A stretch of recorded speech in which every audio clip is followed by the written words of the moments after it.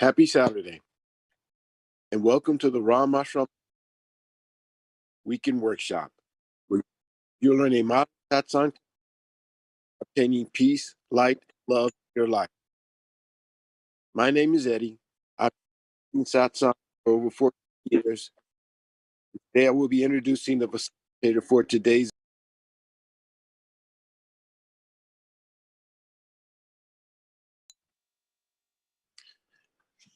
But first, I'd like to give you a brief introduction to this weekend workshop.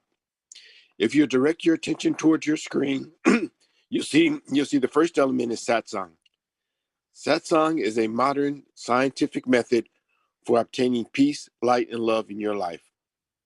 It requires no physical skill, spiritual accomplishment, or meditation experience to begin its practice. Satsang consists of two words, sat and sang. Sat means positive energy, and sang means to be with or to be in the presence of.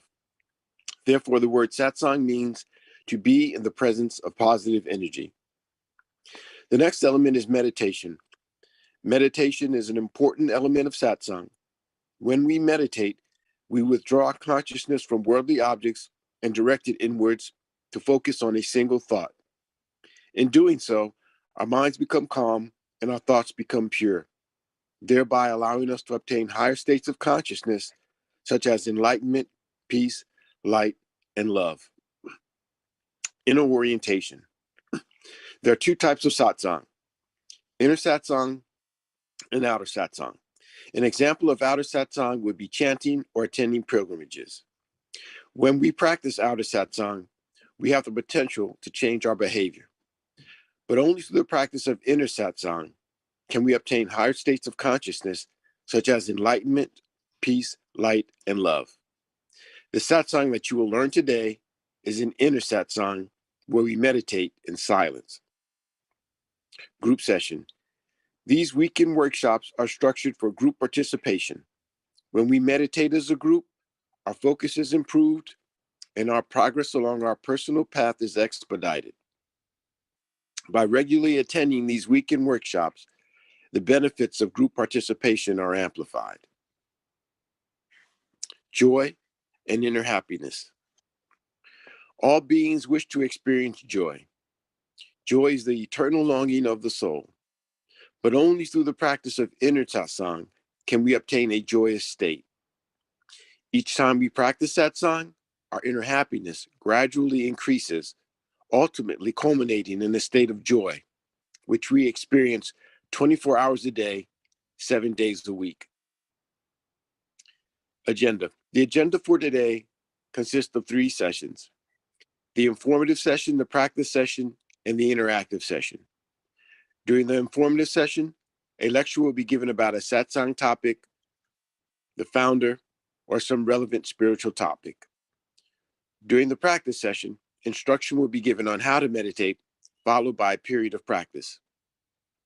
During the interactive session, you have the opportunity to ask questions, or there'll be a panel discussion. And now, I'd like to introduce the facilitator for today's event. He has over 40 years of satsang experience. He's the grandson of Guru Maharaj, who's the founder of Ram Ashram Satsang. He was born into a satsang family where he experienced his family members obtain states of enlightenment and lead lives of peace, light, and love. At an early age, he began traveling with the mission throughout India, facilitating satsangs. And during that time, he experienced the positive benefits that satsang could have on mankind. And upon arriving here in the United States, both he and his wife continued to conduct satsang for local satsangees. He has led teams of satsang members in translating important satsang literature into English, and has worked tirelessly to make satsang more accessible to Western and English-speaking audiences. He currently travels throughout the United States and India, facilitating satsangs while maintaining his duties as a husband, a father, and an IT executive. Today, he will teach us a rare nation form of satsang as taught by Guru Maharaj. Please join me in welcoming Mr. Sanjeev Kumarji.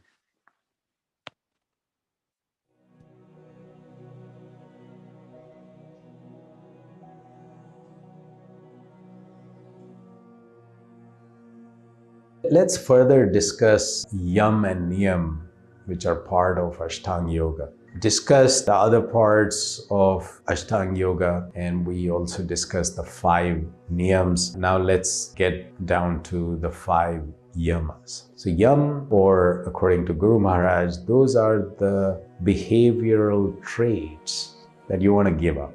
So what do you want to give up? Number 1, violence. So move towards non-violence. How would you achieve that? So to me, it's like, first you need control on your thoughts, on your actions, on your entire emotions, reactions.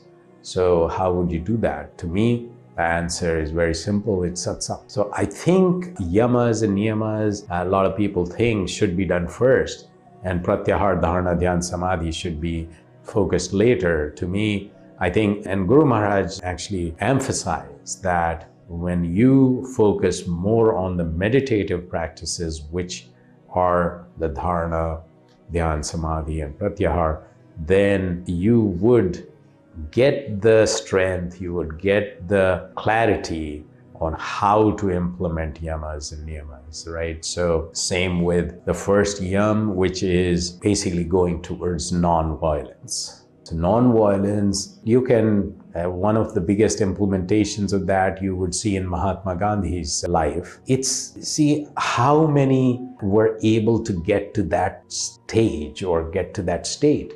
Very, very few.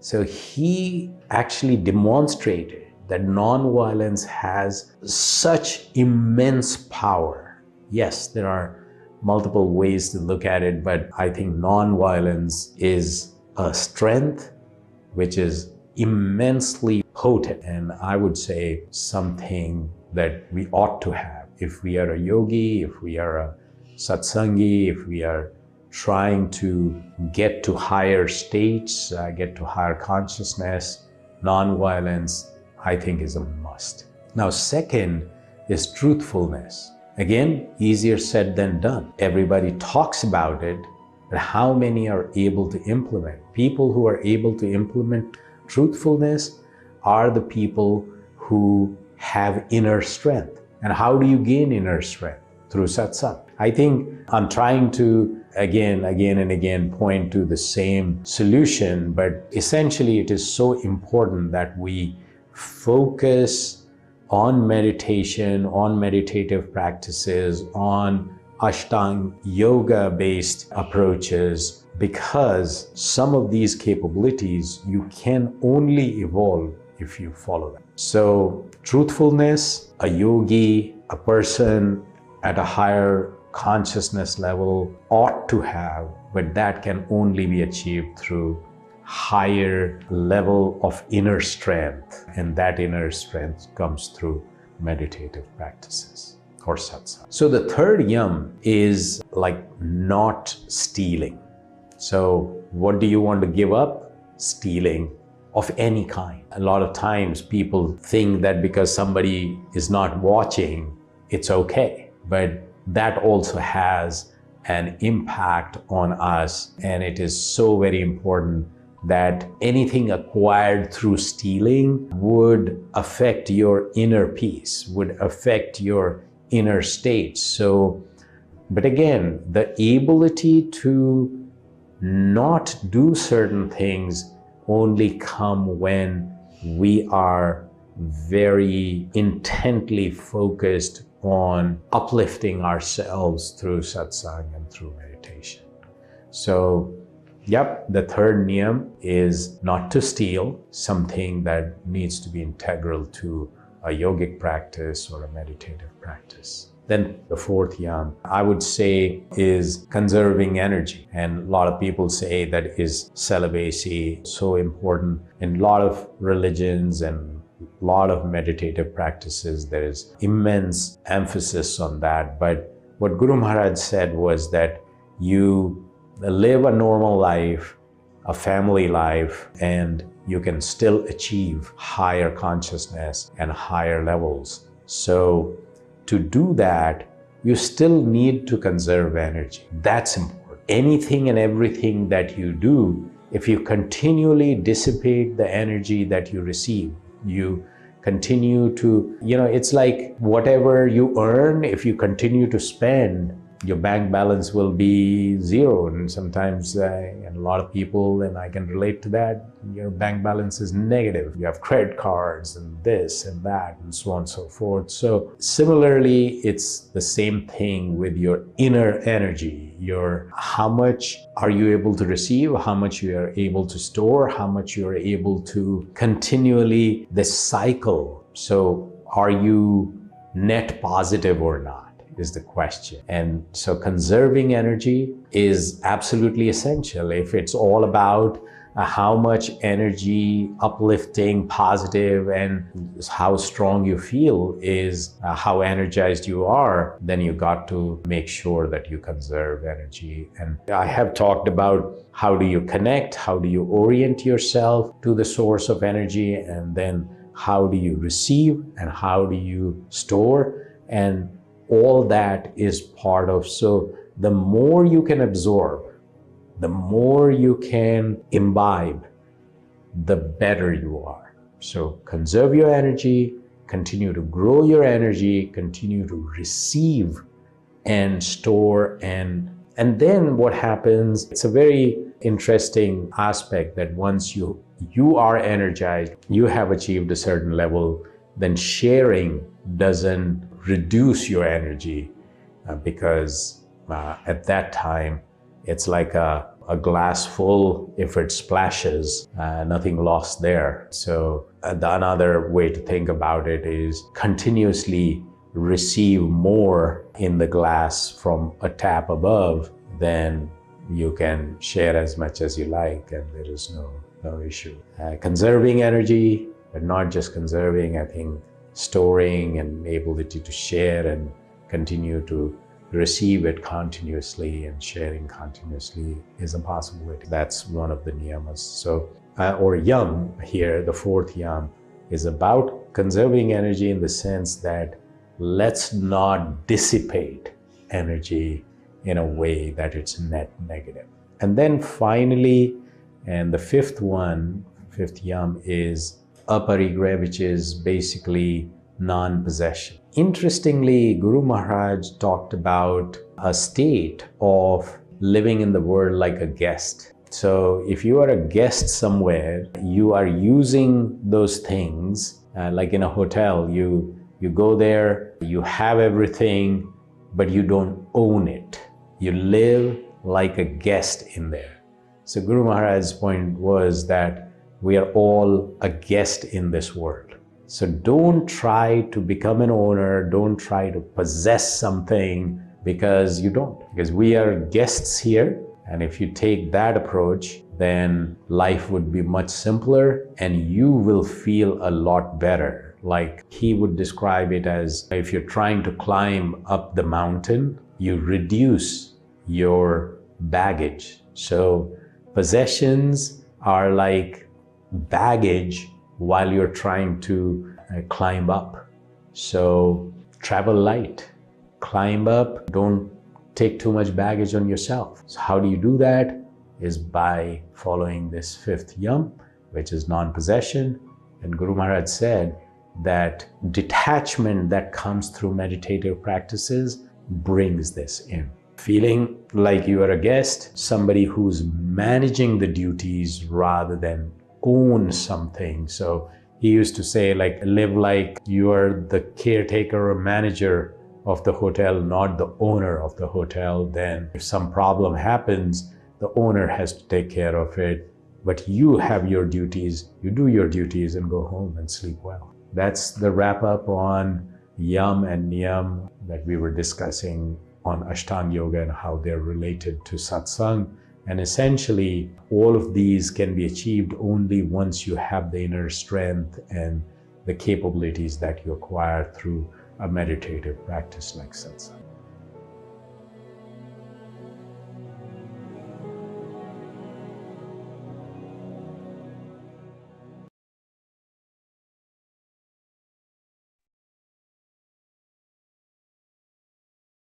So happy Saturday, everyone.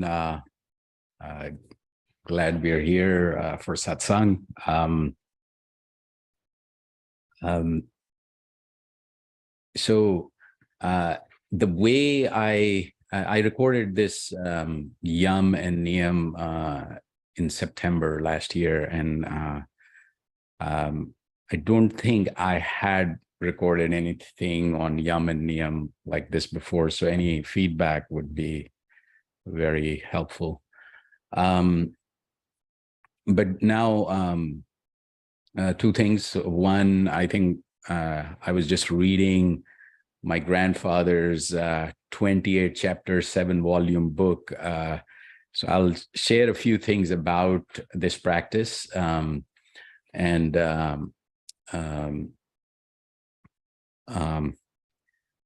before that, I just wanted to say, and I think I give all the credit to people here, that some of the English events that I'm now doing in person is all because of what feedback has been given and how some of this is coming together.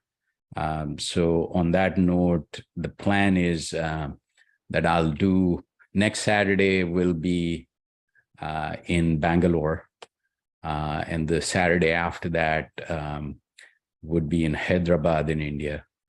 And in between, in my, in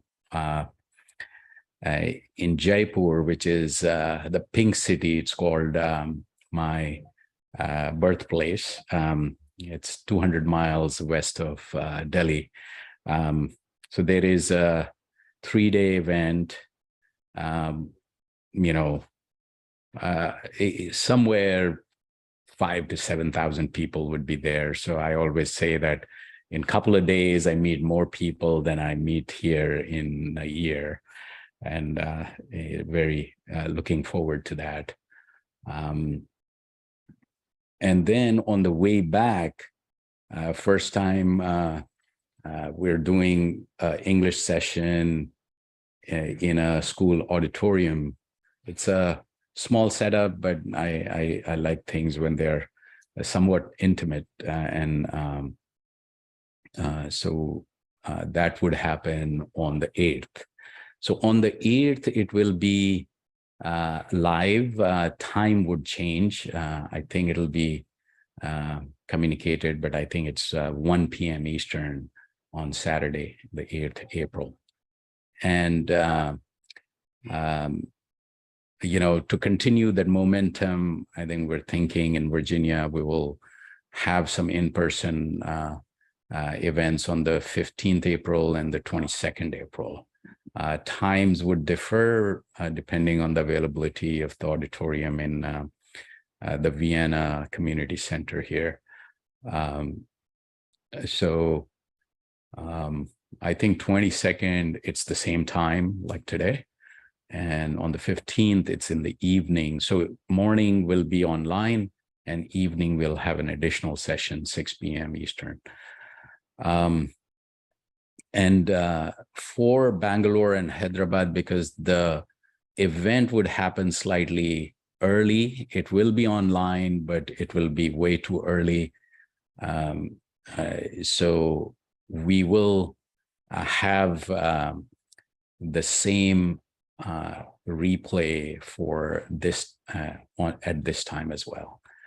So we'll, and as usual, any feedback or anything that can be improved, please let us know. And now, talking about what we would now practice, which in a way, the way I look at it is for years and years and years before my grandfather met his guru, he experimented with lots and lots of things, did a lot of service with Arya Samaj, which was a very up and coming and very spiritually oriented community. So he actually, somewhere near Taj, Agra. I think he was serving. He was, I think, studying, and right after that, he was, or during that time, he was very active, and he did lots of practices. So in his book, he quotes multiple different philosophies, Moses, Jesus, and Guru Nanak Sahib, who founded the Sikh religion. Talking about this process, he quotes him, and I wouldn't go with the the Hindi, or it's actually in the Sikh language, but so he says, eyes, ears, and your tongue should be stopped. And so the action so listening, seeing, and talking, let's stop. And then look inwards, move your attention inwards, and listen. And the explanation is that if you do that, your outward knowledge, your outward focus will go away. Your mind will become still, and very soon you will be peaceful, and you will understand what peace is. So I was just reading that last night, so I thought I'll share that with you. And then he goes and quotes Rumi, a Persian poet and a Sufi, and he says pretty much very similar thing, that if you want to find the deepest of the mysteries, and you want to understand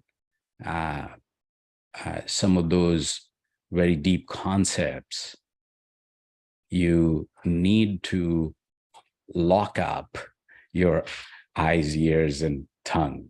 So just focus, and here I think, for lack of a better word, just focus on transcendental energy, and don't see anything else, don't discuss anything else, and don't say anything else. Just be in that energy, and you will find things that you had never understood before. So then he goes to quote Maharishi Patanjali, one of the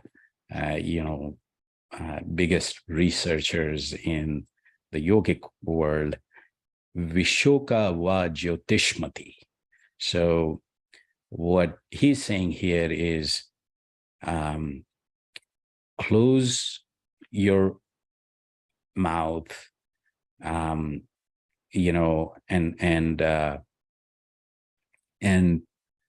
make your mind devoid of all worries. And then in your heart, see a divine light and meditate on that. So focus on that light, and then you will find that your focus on your body and the outside world will go away, and you will go deep into samadhi, which in other words is higher consciousness. And I can go on and on. And this is just, a couple of paragraphs from one of his chapters. Then I'll, we'll go into the practice of all of this very soon. So he pretty much researched, looked at deeply on various different things, and his philosophy was that, find whatever is good in the history of humankind and religions and philosophies, and whatever works for you, make it, part of your process that will take you to the goal of finding deep and consistent and lasting inner peace. So then he quotes Upanishads, which is, another one of thousands of years old scripture. And it says, if you again become devoid of grief and worry and anxiety, you can do that and be peaceful when you connect with this transcendental energy and become one with it. So that's what we do here, and it's pretty simple. All you actually, easier said than done sometimes, but all you do is sit in a relaxed posture and eyes lightly closed. So the idea is that we're not listening to anything, we're not watching or seeing anything, we are not saying anything, we're quiet and we focus inwards. And how do we do that? So first, like logistics is that you got to be relaxed and also keep your body in a relaxed posture in a way that you don't move, because every time you move, your mind moves with it and your focus or attention goes towards that. So relaxed posture that you could keep yourself still for the period of meditation, eyes lightly closed because we don't want sensory input coming in through there. And now let's focus inwards. And how do we do that is there are many thousands of ways of doing that. But what we do here is that think of, or transcendental energy that's right here, right now, with us, in front of us, in form of light. And this light is entering our heart and distributing throughout our body. And we are becoming deeply immersed in this light. So only the light remains. Everything else, we don't want to think about, we don't want to, be distracted with. All we are thinking about. And I was also thinking, one of the things here, what's happening is that mind is running away with these thoughts, which are, nonstop. And so how do we bring it to this peaceful state where all this upheaval goes away? So first, bring it to one thought and then drop that too. So what is that one thought? That thought is that we're trying to manifest this transcendental energy in form of light that's in front of us.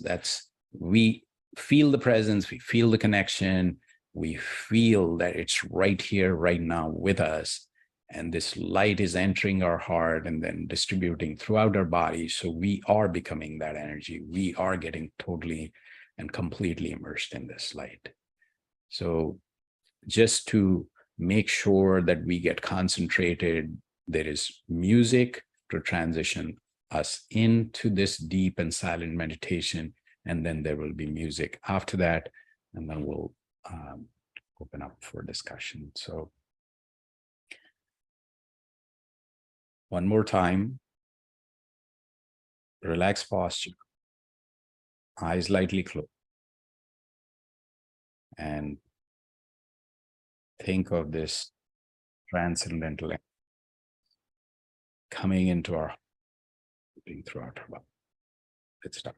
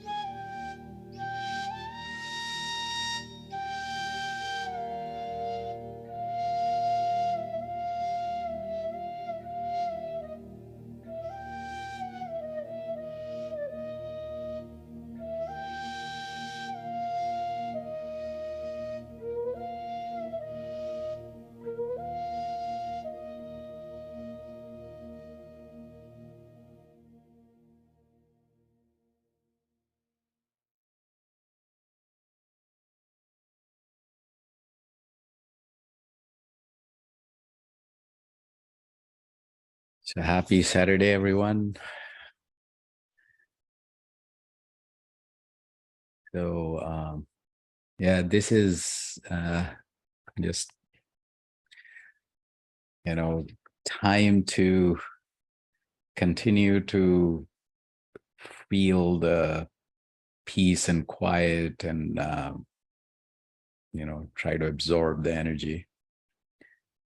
But while we do that, feel free to ask any questions or comments. If you're first time here, feel free to introduce yourself.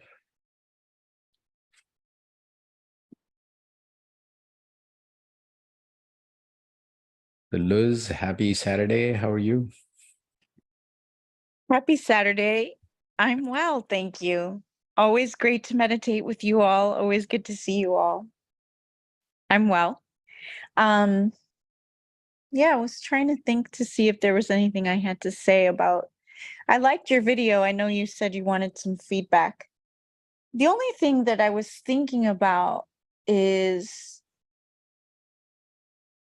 how to translate some of it into more relatable, because a lot of us are probably not violent, right? But we might have violent thoughts, but we're not actually we don't act them out.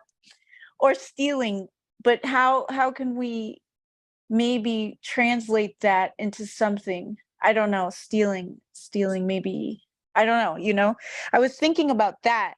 That's very helpful maybe for, I was reading this article today about, this is like not related, but I was reading an article about prisoners in a jail who had completed some kind of program to help others with drug rehabilitation or something like that. So they went through this program for like 2 years or something, and now they're certified to help others rehabilitate. But through that process, they rehabilitated themselves. So some, maybe that those like direct cautions of not to steal or not to be violent could help in like a prison setting. It's not that it's not helpful, but for a lot of people that, we might not think about the violent thoughts that we might have. Or maybe stealing, maybe that could be translated into jealousy, or, just like, Yeah. I don't know. I was thinking about that. No, you're right. See, the if you think about the pyramid, there are very physical and worldly, materialistic aspects, and as you move up the pyramid, things become more and more abstract. So typically the context here is that if you were a yogi, or you were a satsangi who does this meditation very focused way, very dedicated way, has integrated it into their lives. And I'm just saying it lightly in the sense that anybody who is pursuing the path of peace and vertically rising, ascending to a higher consciousness plane, higher awareness, higher, getting more connected with peace than before. What happens throughout the process? And I'm telling you, with my personal experience and what my grandfather has written, this 28 chapter book, and it talks about challenges and challenges and more challenges and so many different aspects of those. So as these challenges, so there are these very, if you were caught stealing, you will have consequences, is definitely a very, it's almost like a reality of this world.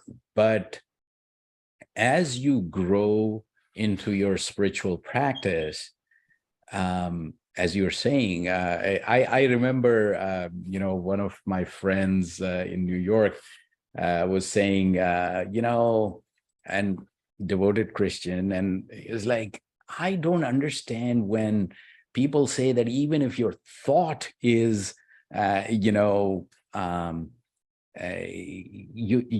have to, you have sinned. And I basically feel, if you go to the middle of the road, everything starts with your thought process.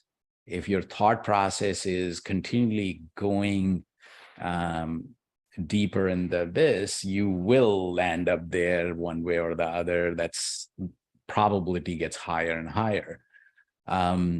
So in a way, meditation and these practices that move you towards peace also are cleansing you internally, and giving you strength to fight some of the temptations or some of the challenges that you would face.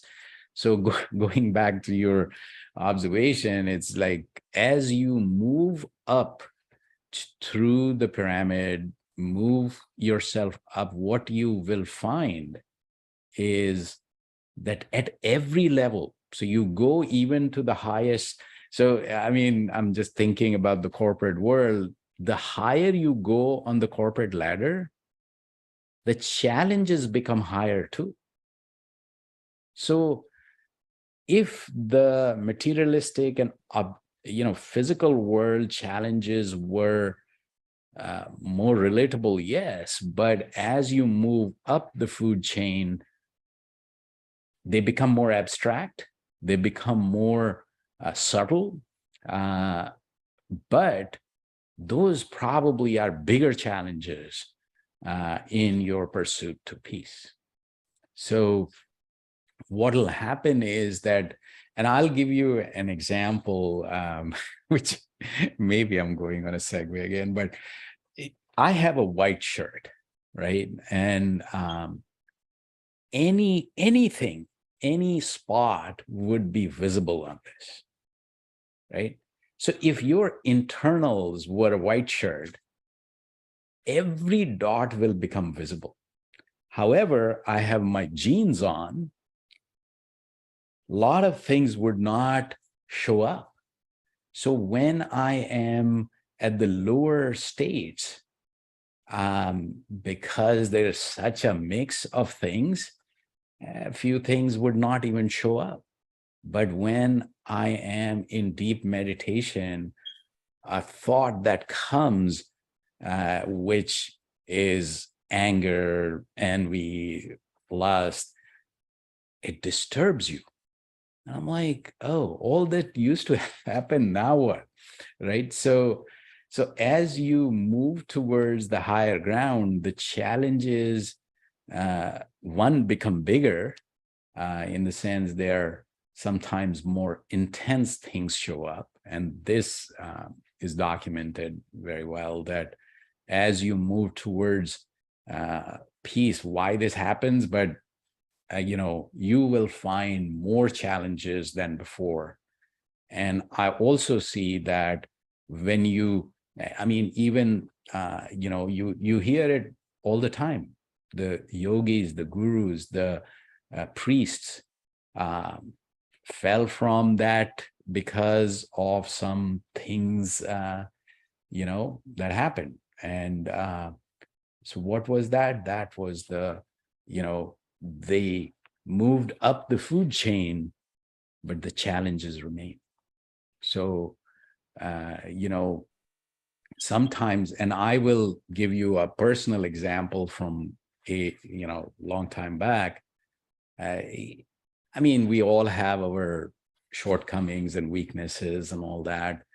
And there was one thing I thought, I was like, I don't really, envy people. And for years, I can look back and like, and then one day something happened.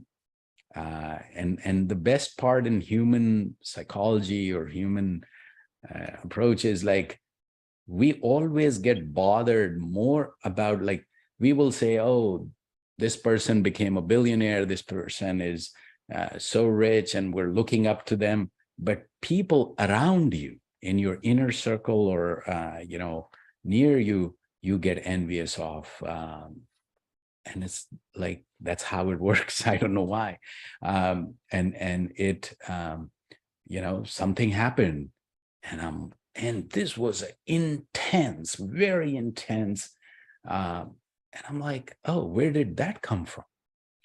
Right. And it's like, sometimes you might not think that you steal at all, or you have any violent thoughts.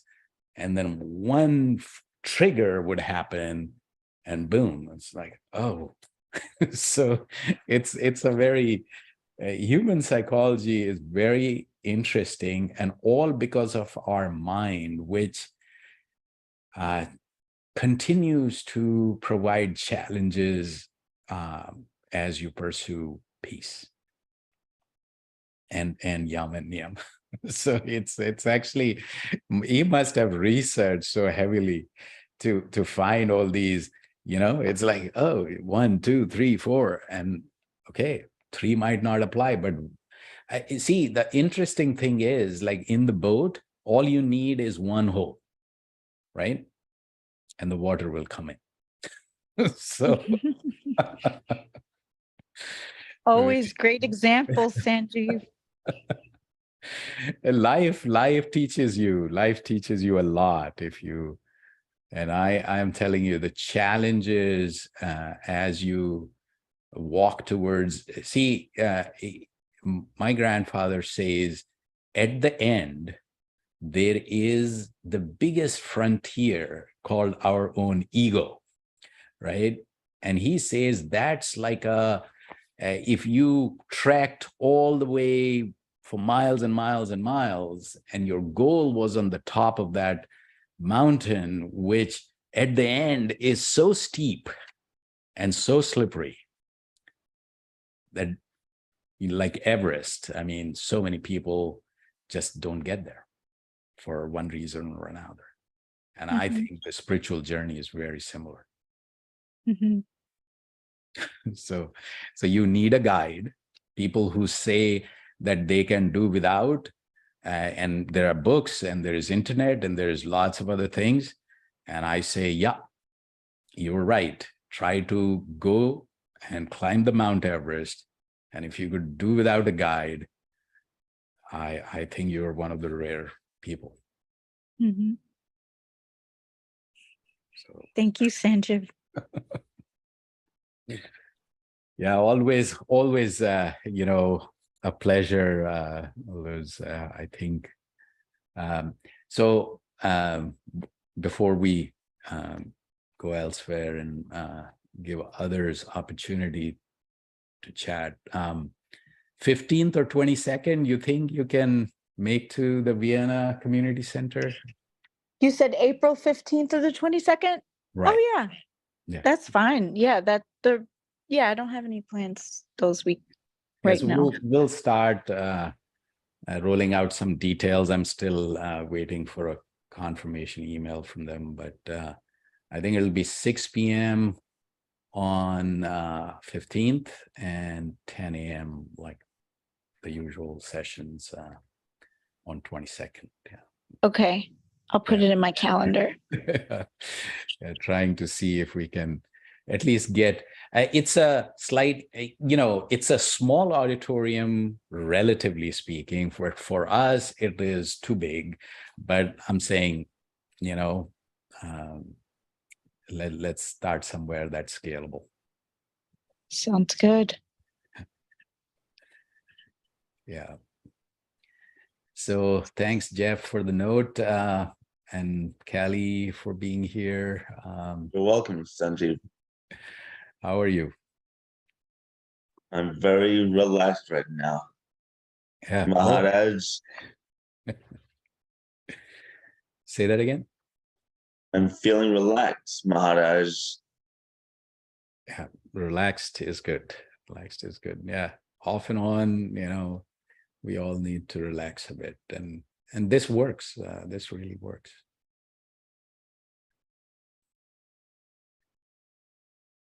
So,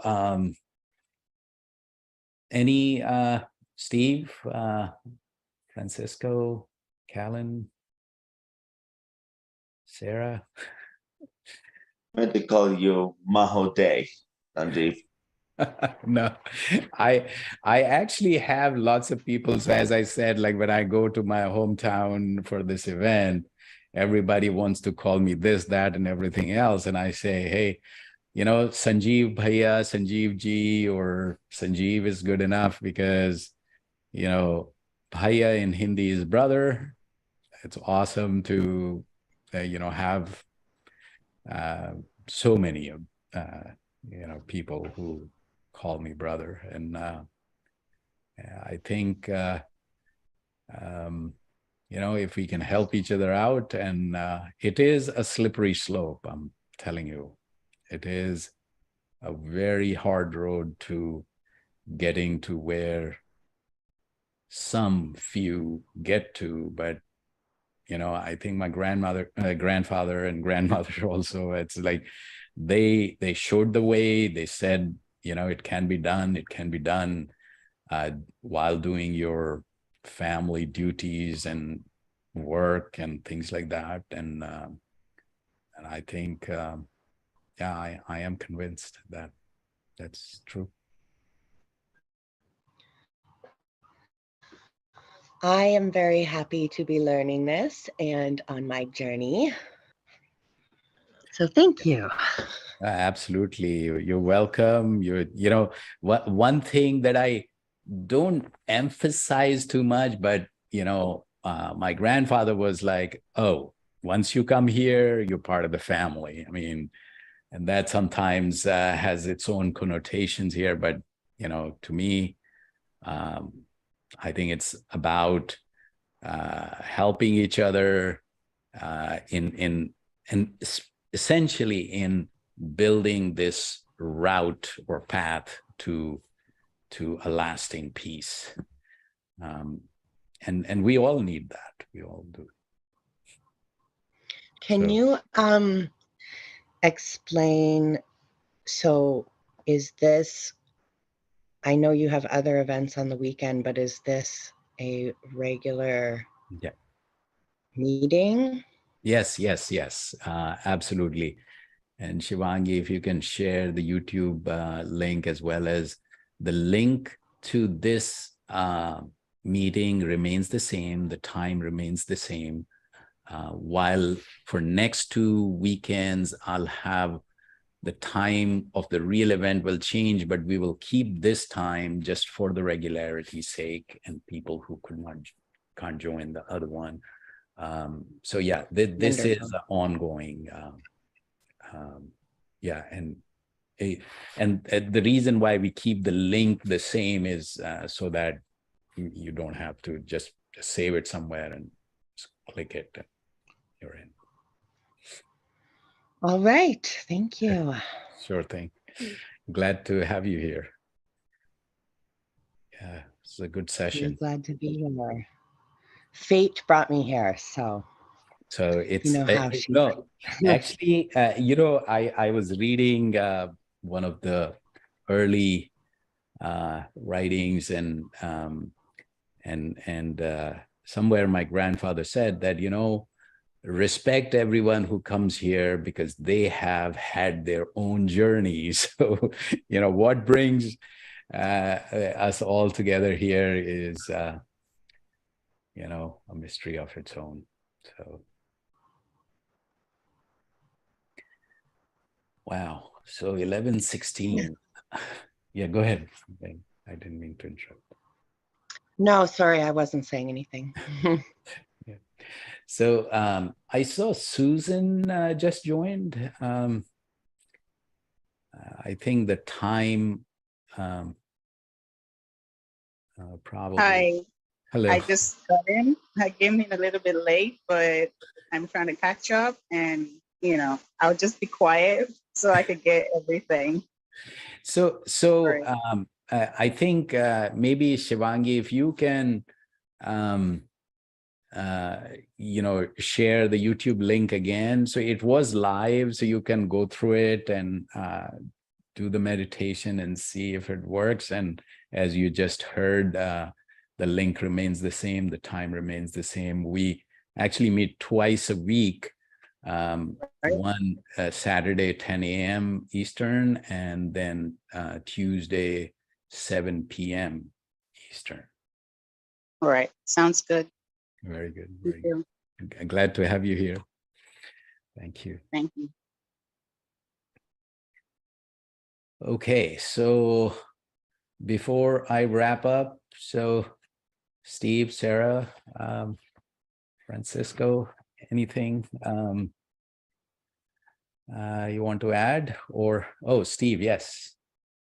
Did you raise your hand? Yeah. Yeah, I was just thinking with the stealing, I know it's an abstract thought, but I think about when we buy clothing that's expensive or made in sweat factories, or when we invest our money, and I try to invest my money honestly, but just I think in light of like the crypto meltdown and so forth, some of these banks melting down, so sometimes it's so hard to even be aware of how we might be stealing or financially benefiting from things, or just in our own purchases. So the more we can live simplistically, yeah, we probably reduce that.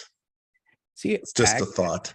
No, absolutely. I think you're so on point that some of the actions, people in very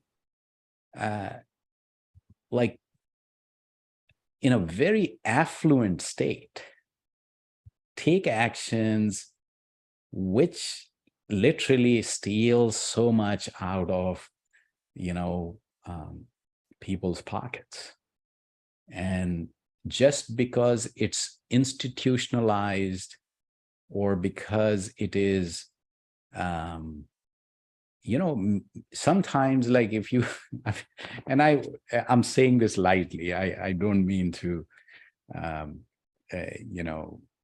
start an argument of some sort or a philosophical debate either.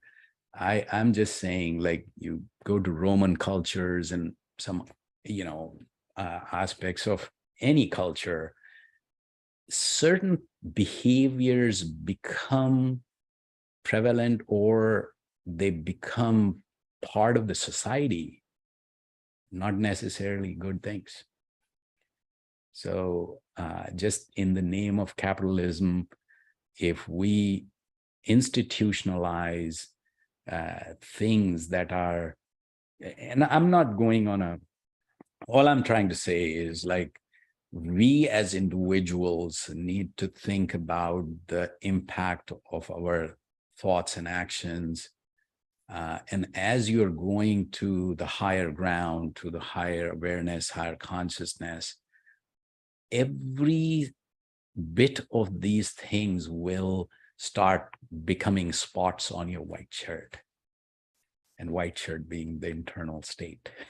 So, well. So, Onkar, you want to say something today? You have, good to see you in the video. I don't know why people are, at least in the interactive session, I would like to see more videos on, but. Namaste, Bhaiya. Good morning, everyone. No, I was just testing my camera and nothing else. I wanted to be part of the conversation, and since my camera was working, so I just kept it on. That's awesome. And just for everybody else, Omkar and is one of the volunteers who has been on, since I think it's more than a decade now that we have been doing these English sessions. So he is one of the, early volunteers.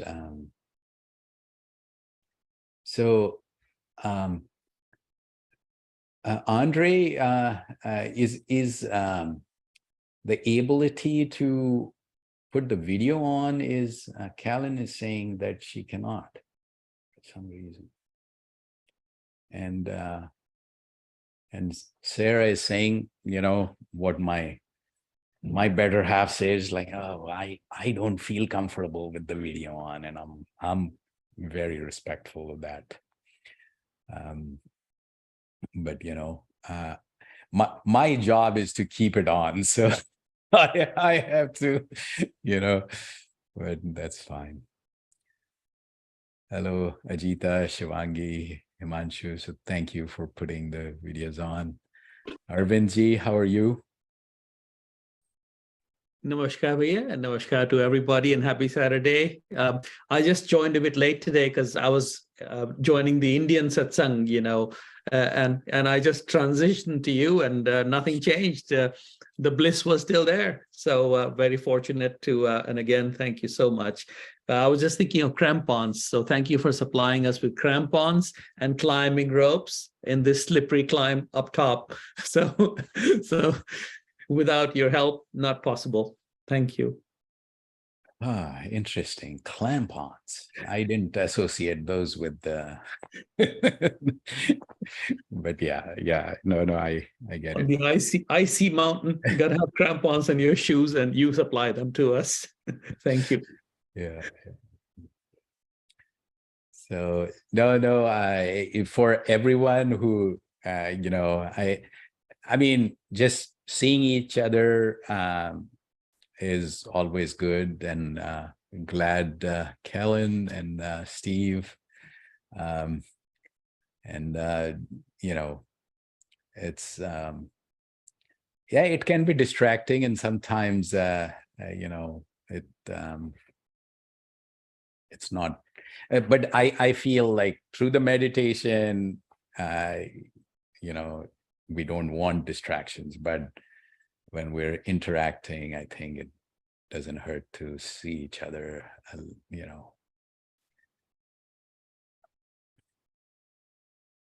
So yeah, Steve and Callan, now that the camera is on, I would like to hear a little more.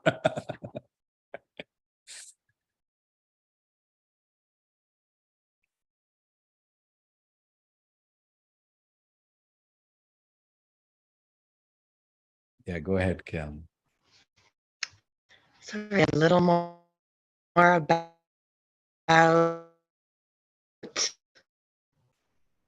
See, what did you want to know more about? Say this again. I think your voice got cut. My internet is very bad. Yes. My internet is very bad. I live in the country. So having the camera sometimes interferes with that too, I think. Yes, it does. But yeah, so I'm not sure. I didn't hear what you wanted to hear more about. No, just to hear from you, which is good. I think that's fine. Yeah, there was yes. Glad to have you here, and glad that it's sometimes I was in a course about how do you develop trust and things like that, and seeing each other, and even if it's online, it actually helps. So just a thought there. And Steve, I think you were totally on point. I think a lot of not stealing it can be a very, very, very abstract concept when it comes to how I mean, we in the capitalistic society think that this 1% has done something very good to achieve that state of, being, the richest people. But if you really read their, their actions and how they got there, it's a very revealing text, right? I was just going to add, I'm a school teacher, so my days at times will get very stressful, and I try to be very patient and very tolerant. But there's always times where it's almost like I snap, and so these conversations have been good in terms of trying to just talking about remaining calm when everything just seems so chaotic. The anxiety that I sense among students, and it's certainly different post-COVID. I guess the mental health, the attendance, just the chaos, the ability to focus is so overwhelming sometimes. And so this has been helpful in that regard, to just always try to come back to just remain calm, let it roll off, I guess. You're absolutely right. So this process solves some problems, but then if you continue, it actually, meditation can be a mirror of our own thoughts. Like when we meditate, we get into looking at ourselves, because, it just happens. So there are so many other byproducts that happen, which one, continue to take us on the higher ground. And second, I think they help build better inner strength, better inner happiness, better inner, and it leads to potentially a lot of, add-on benefits, which you can keep talking about, but it's pretty well documented.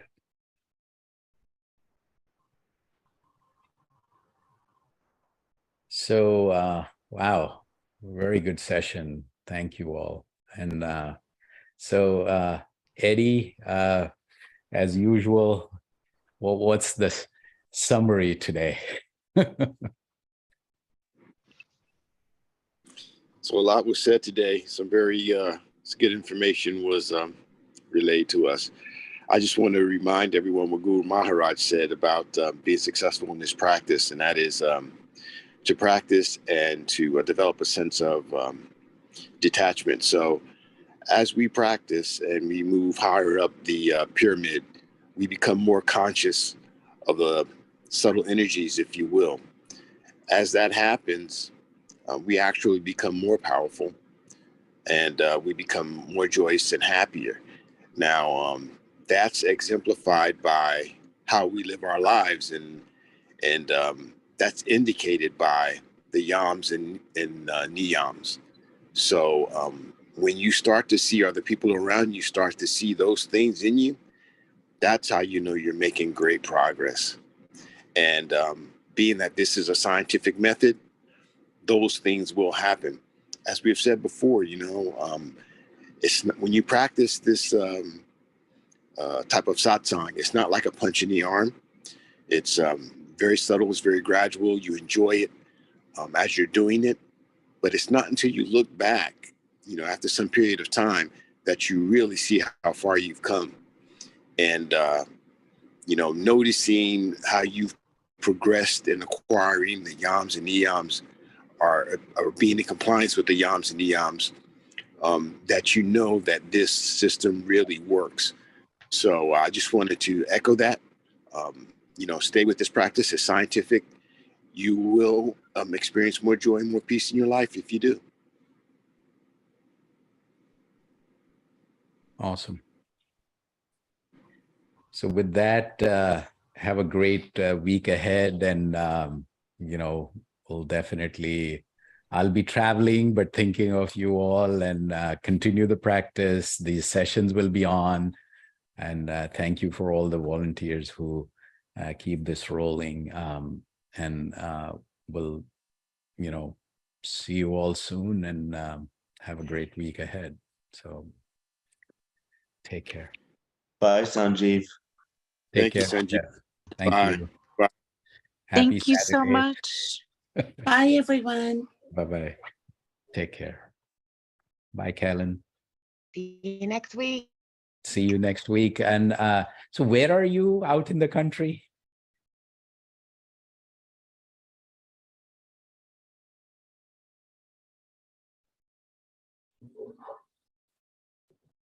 Namaste, Bhaiya ji. Namaskar, Shivangi. Namaste, Bhaiya. Namaskar. Namaskar. Bye, everyone. Have a good week. Bye. You too. Take care. Namaskar. Pranam, Bhaiya. Namaskar. Pranam, Bhaiya. Namaskar. Namaskar, Ajita. Bye, Steve.